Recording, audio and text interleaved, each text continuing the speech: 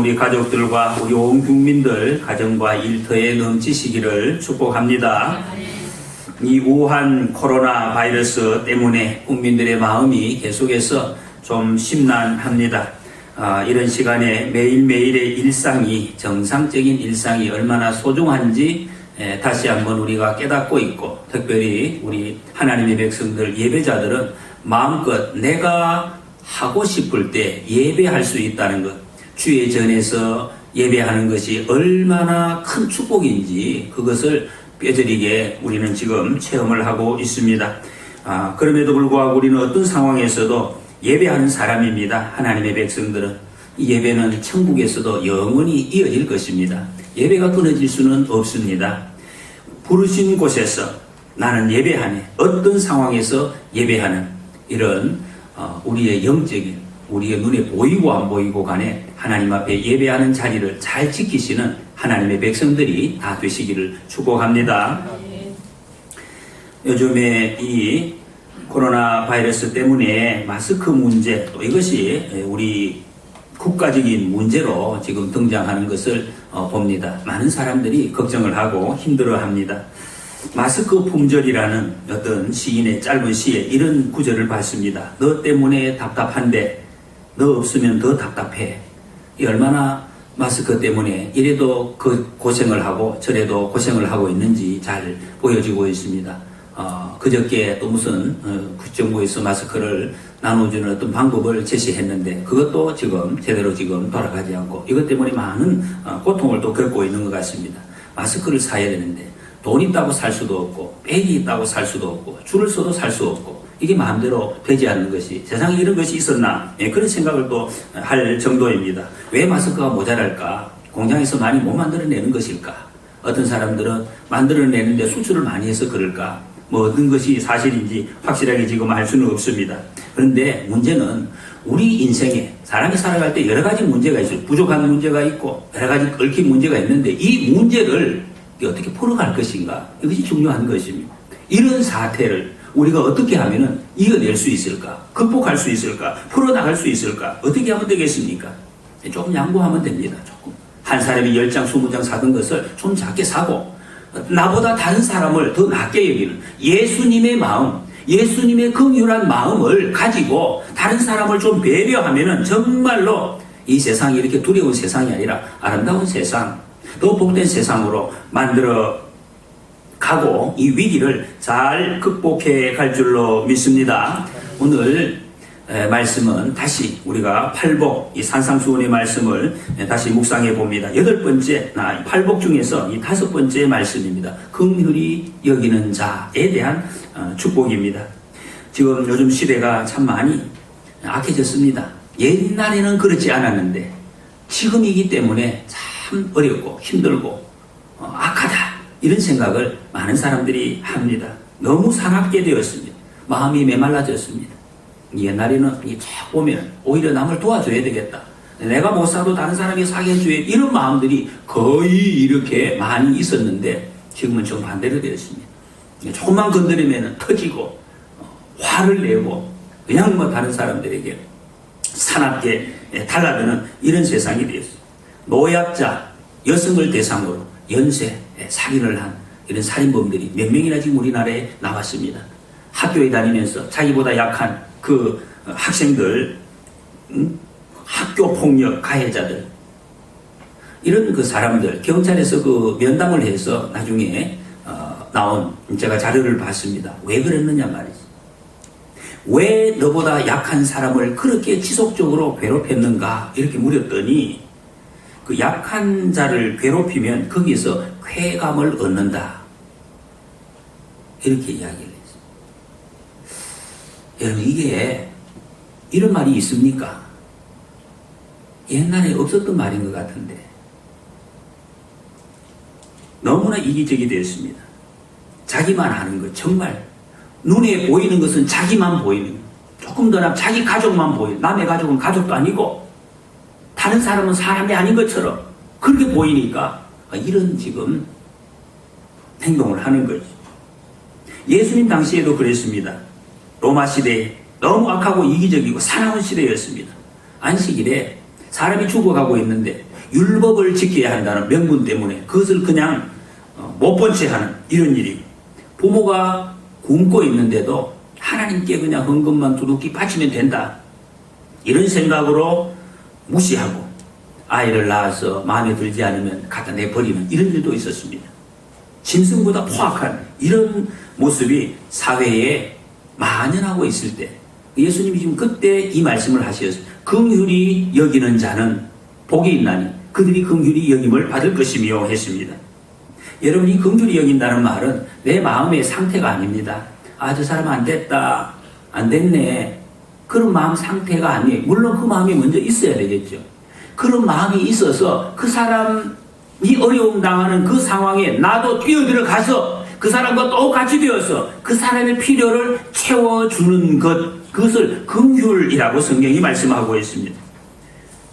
이 마태복음 5장 그 뒤쪽에 16절에 보면은 너희는 세상의 빛이라 말씀, 빛, 이런 삶입니다. 빛을 비추어주는 삶, 그 삶을 살아가는 것을 긍휼이라고 말씀합니다.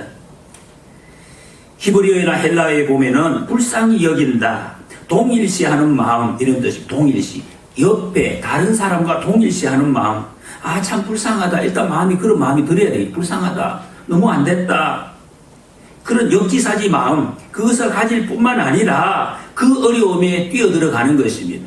내가 뛰어들어가서 거기서 쌀이 없는 사람 내게 있는 쌀 갖다 주고, 나는 내일은 못 먹어도 오늘 있으면 오늘 있는 쌀을 그냥 갖다 주는 사람, 그런 사람.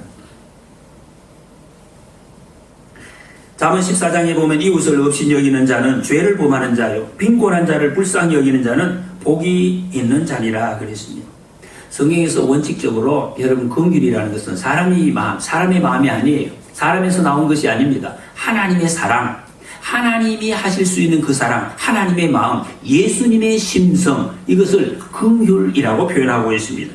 히브리서 2장에 보니까 이는 하나님의 일에 자비하고 신실한 대제사장이 되어 백성의 죄를 속량하려 하심이라. 자비라는 말이 긍휼 같은 말이며, 이 사실 우리 생활에 잘 쓰지 않는 말이죠. 긍휼, 성경에만 쓰는 말씀입니다. 왜? 하나님과 연관된 단어이기 때문에 그렇습니다. 자비하시다, 자비하신 하나님, 긍휼하신 하나님. 그 성경은 예수님을 자비하고 신실한 대제사장, 이렇게 표현하고 있습니다. 그렇기 때문에 우리가 긍휼히 여기는 사람, 긍휼히 여기려고 하면 예수님이 어떻게 하셨는지, 예수님의 말씀과 예수님의 행동을 그대로 따라가면 되는 것입니다. 이 땅에 예수님이 행하신 모든 기적, 그 능력, 교훈 전부 여기서 출발했습니다. 모든 것이 긍휼에서 출발했습니다. 이걸 여러분 잘 기억을 하셔야 됩니다. 예수님의 놀라운 역사, 사람을 살리고 막 기적을 일으키고, 이것이 그 놀라운 목적이, 출발이 긍휼이고 그 목적이 긍휼이라는 것입니다. 그 대표적인 오늘 그 예수님의 기적 중에서 요한복음 8장 말씀을 우리가 같이 읽어보려고 합니다. 이른 아침에 예루살렘 성전에서 큰 소동이 일어났습니다. 예수님께서 성전에서 말씀을 가르치고 있는데 갑자기 어떤 사람들이, 서기관과 바리새인들이라 그랬습니다, 한 사람을 그냥 목덜미를 잡고 끌고 오고 있었습니다. 갑자기 성전 안이 시끄러워졌습니다. 한 여자가 끌려옵니다. 이 여자가 정말로 막 둥지에서 떨어진 이 정말 새끼 새처럼 벌벌 떨면서 오들오들 떨면서 머리가 다 엉클어지고 피를 출출 흘리면서 불쌍한 모습으로 질질 지금 끌려오고 있었습니다. 가늠하다가 현장에서 잡힌 여자였습니다. 율법이 딱 정해져 있습니다. 내가 우리 율법에 대한 게 아직까지 지금 우리나라 사람 이방인들은 몸에 지금 와 닿지가 않아요. 지금도 유대인들은 율법 하면은 더 이상 설명이 필요 없습니다. 그냥 끝입니다. 그 자리에서. 죽으라 하면 죽는 것이고 다 정리가 된 것입니다. 이 바로 피를 흘리면서 끔찍하게 죽어야 할 운명, 그 여자가 지금 끌려왔습니다. 선택의 여지가 없는 것입니다. 많은 사람들이 이제 그 한가운데 이 여자를 세워놨습니다. 예수님께 묻습니다. 선생님, 이 여자가 가늠하다 현장에서 잡혔습니다. 우리 모세의 법에는, 율법에는 이런 죄를 범한 여자 돌로 쳐 죽이라고 했는데 선생님 생각 어떻습니까? 묻습니다. 형태는 묻는 것인데 묻는 것이 아닙니다. 이 바리새인들이 언제 예수님의 권세를 인정한 적이 없습니다. 예수님도 율법을 어긴 그것에 그냥 덜미를 잡고 이 여인도 죽이고 예수님도 죽이고 여인도 죽이려는 그 계책을 가지고 지금 온 것입니다. 한꺼번에 잡기 위해서. 얼마나 치밀합니까? 얼마나 똑똑합니까? 대단합니다. 세상이 이렇게 참 지혜롭습니다. 악한데. 그런데 얼마나 비겁합니까? 비겁한. 가만히 숨어서 남의 잘못을 기다리고 있다가 그것을 잡아서 잔인하죠. 연약한 여자를 사악한 마음으로 지금 예수님께 끌고 와서 이러고 있습니다. 그리고 기대하는 것이 예수님이 아주 사랑이 많으신 판결을 기대하고 있습니다. 예수님 사랑이 많기 때문에 돌로 치면 안 된다. 이렇게 대답하기를 기다리고 있는 거지. 그러면 율법을 어긴 죄로, 이 여자도 율법을 어긴 죄로 다 한꺼번에 그냥 엮어서 처형을 할 예정이었습니다. 거의 이 사람들은 미쳐 있었습니다. 눈이 미쳤어요. 미친 눈으로 지금 부글부글 끓는 마음으로 왔습니다. 예수님 다그칩니다. 7절에 보십시오. 그들이 다그쳐 물으니 그랬어요. 계속 묻습니다. 어떻게 하실 거냐. 굶주린 맹수처럼 이 사람도 묻고 저 사람도 묻고. 왜 그렇습니까? 확실한 증거를 가지고 있기 때문에. 옴짝달싹도 하지 못한, 요거는 확실하다, 이 증거를 가지고 있기 때문에 계속 묻습니다. 막 순서도 없습니다. 어떻게 하실 겁니까? 막 묻습니다. 돌로 치라 해도, 돌로 치지 말라 해도, 어느 면을 해도 지금 걸리는 것입니다. 몰아세우고 있습니다. 이 여자는 살 수 있는 길이 없습니다. 확실한 죄인입니다. 이게 어떡합니까?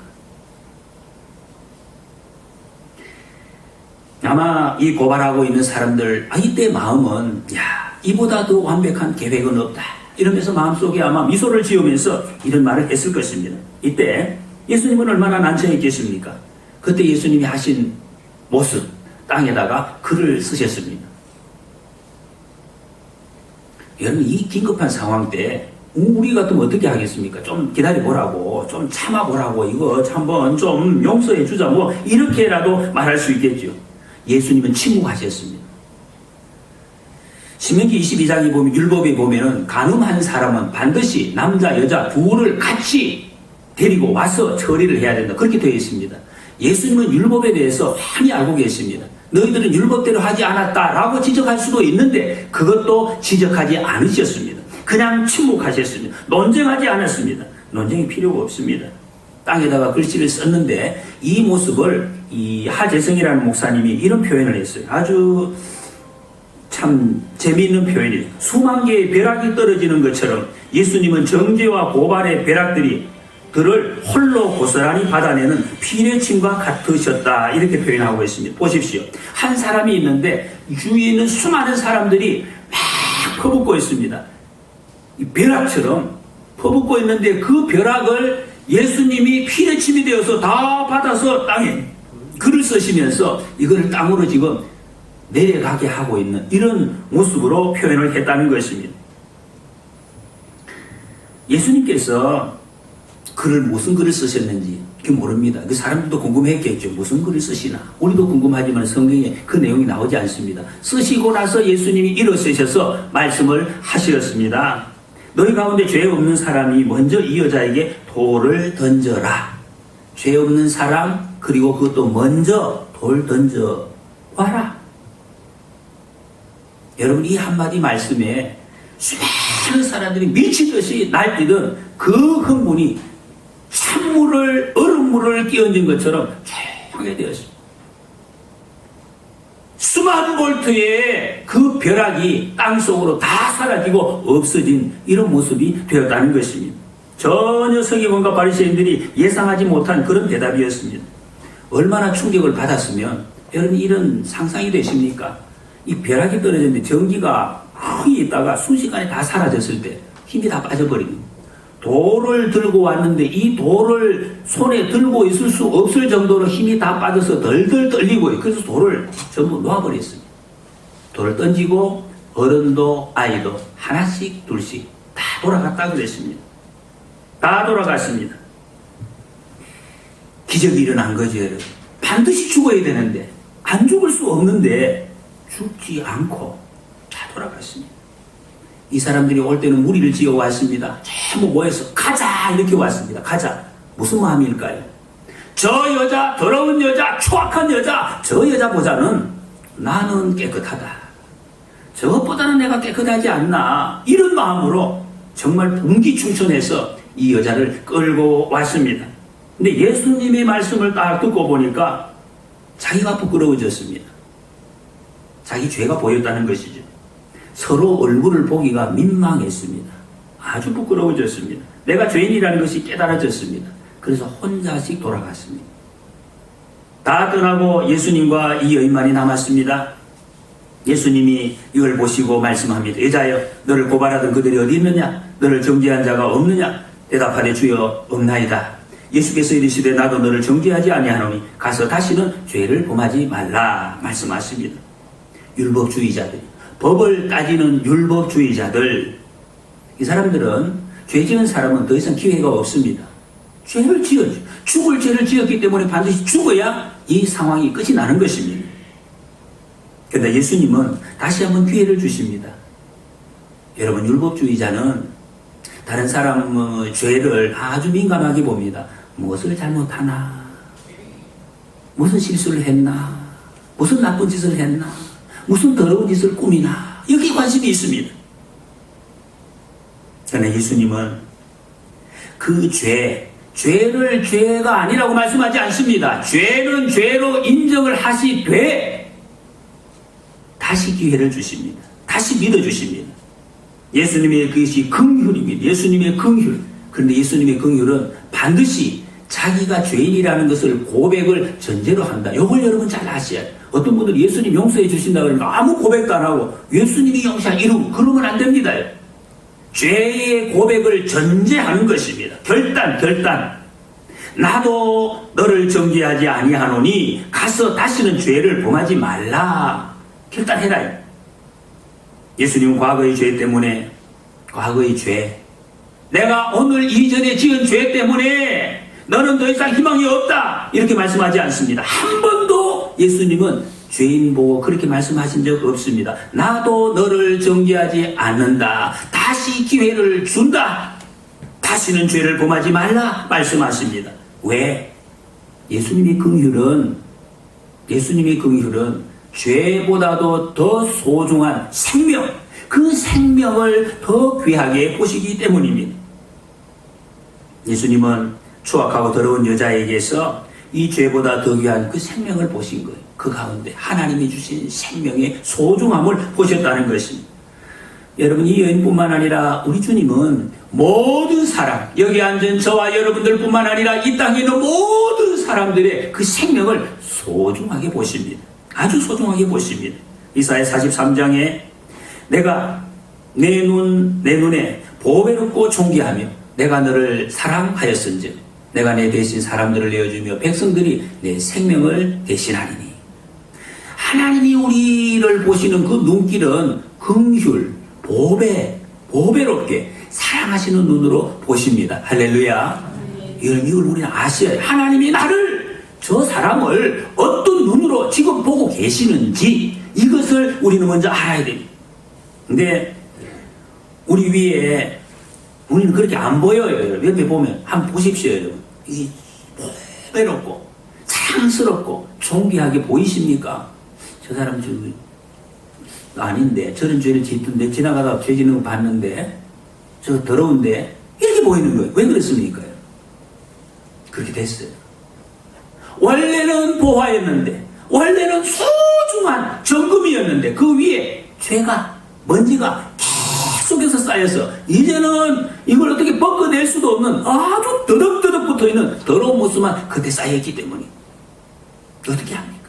그런데 그 사람이, 이런 죄인 된 사람이 예수님 앞에 나가면, 예수님의 손으로 싹 만지면, 요즘 여러분 초고성능 세제가 있습니다. 부으면 막 모든 것이 녹아지는, 그보다도 더한, 더 깨끗이 하는 예수님의 그 세제, 손의 능력으로 죄가 다 녹아서 없어지는 거예요. 예수님은 그걸 보시는 거예요. 그 속에 있는 보화를 보시고 우리를 존귀롭다, 보배롭다, 사랑스럽다 이걸 보시는 거예요. 우리 눈은 가려져서 그걸 못 보는데 주님은 그것을 보시고 다시 기회를 주신다는 것입니다. 여러분, 아무리입니다. 아무리 더러운 죄를 지어도 예수님 앞에 나가면 악하고 더럽고 냄새나고 미련한 모습, 예수님 지적하지 않습니다. 예수님 지적하지 않습니다. 나도 너를 정죄하지 아니한다 말씀합니다. 그래서 우리가 여기 있는 거예요. 저와 여러분들이 이 자리에 있게 됐습니다. 할렐루야. 아멘. 이게 뭡니까? 긍휼히 여기시 불쌍했어.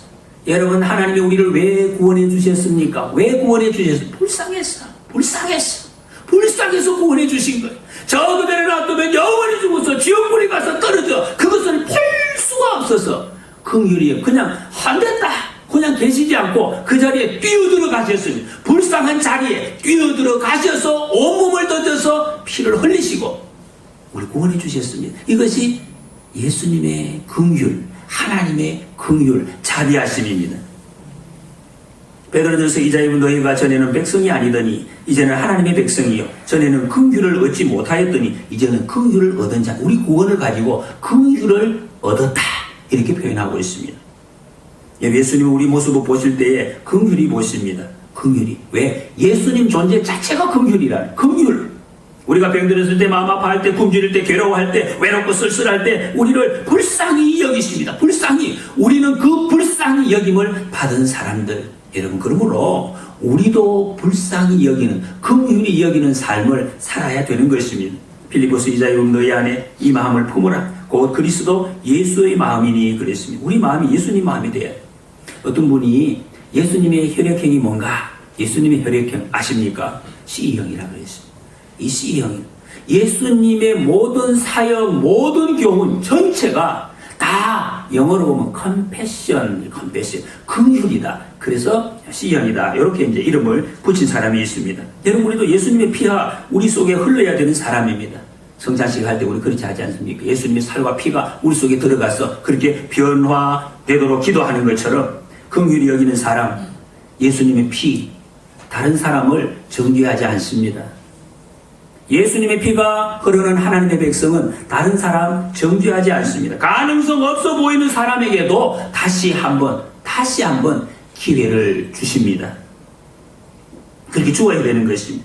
여러분, 우리는 본래 정금이라고 해요. 정금의 모습입니다. 두껍게 쌓여있는 그 죄의 먼지 다 벗겨내면은 다 정금. 하나님이 만드셨기 때문에 하나님이 만드신 정금이, 빛나는 정금이 그곳에 있습니다. 그렇기 때문에 우리는 긍휼하심을 입은 우리는 옆에 있는 다른 사람 바라볼 때 이 모습을 찾아내야 해요. 좀 어려워도 먼지 비집고 그 속에 있는 하나님이 만드신 그 정금 보화를 볼 수가 있어야 되는데 이게 하나님의 백성이라는 것이죠. 볼 수 있도록 도와주어야 한다는 것입니다. 이것이 긍휼히 여기는 마음입니다. 이 사람이 복된 사람입니다. 여러분, 누가 전도할 수 있습니까? 긍휼히 여기야 전도할 수 있습니다. 하나님을 모르고 죽어가는 영혼에 대해서 불쌍하게 여기고 눈물을 흘릴 수 있어야 전도할 수가 있죠. 전도 어떻게 합니까? 힘듭니다. 그런 말은 사실은 의미가 없는 말이죠.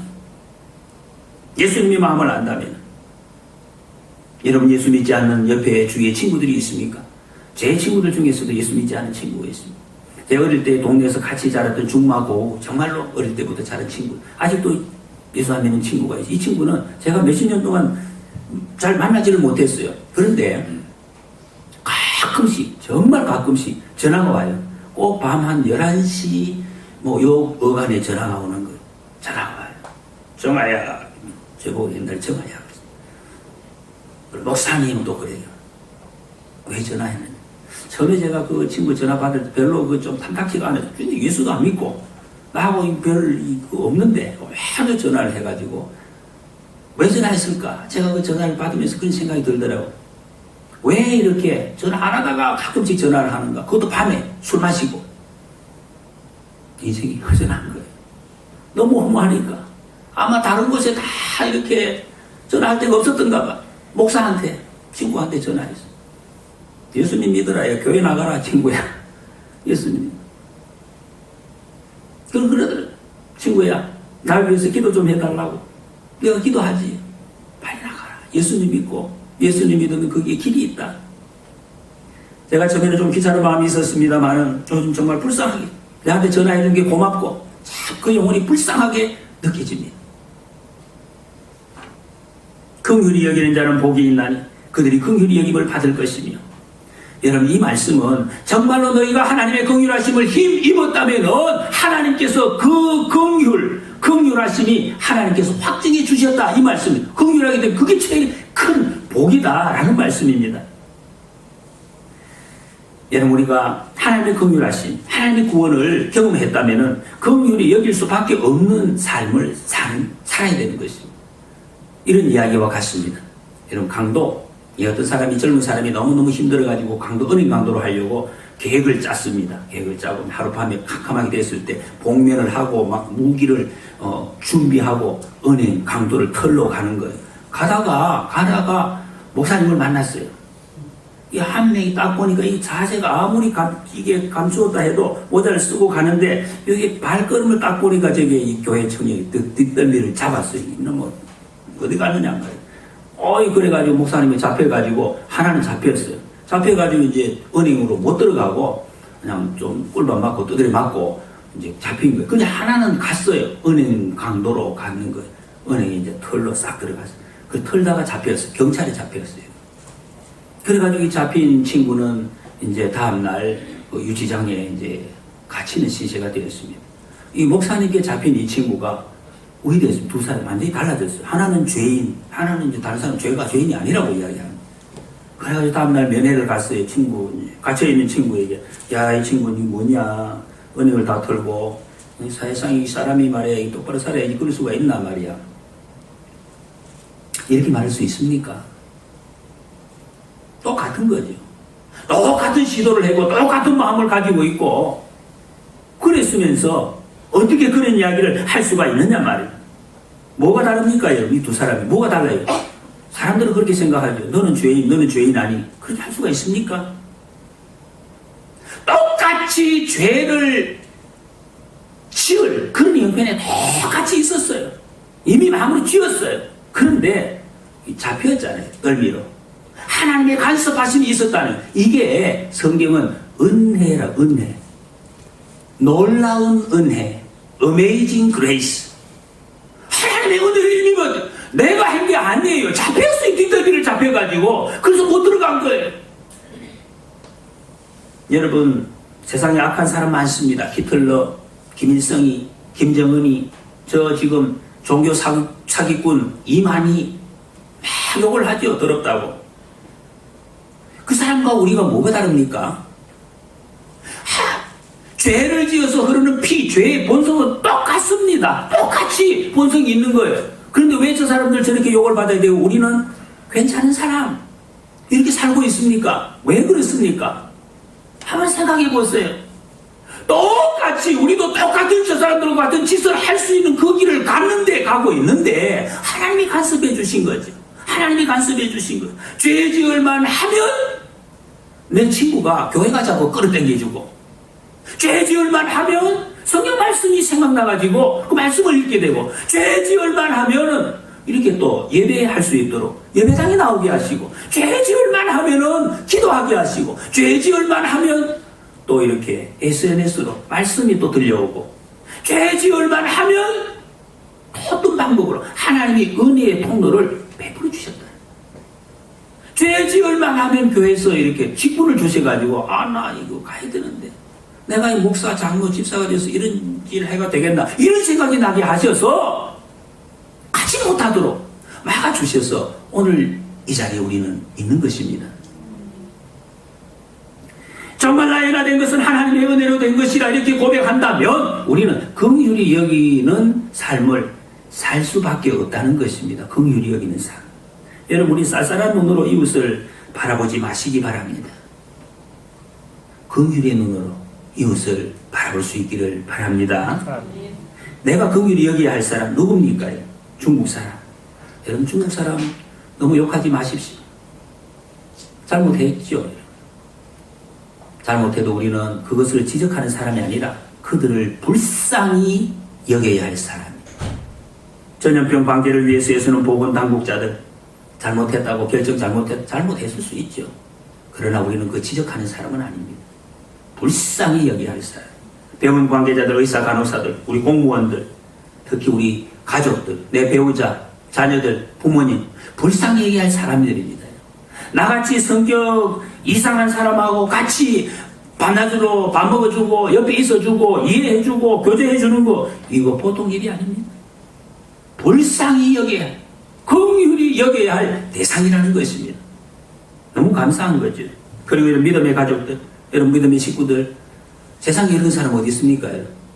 오늘도 우리 장로님, 권사님들 늘 기도하실 때 나를 위해서 기도를 해주는, 누가 여러분 나를 위해서 이 세상에서 내 이름을 불러가면서 나를 위해서 밤낮으로 기도해주는 그런 이웃이 어디 있습니까? 얼마나 귀합니까? 우리가 긍휼히 여겨야 할 대상입니다.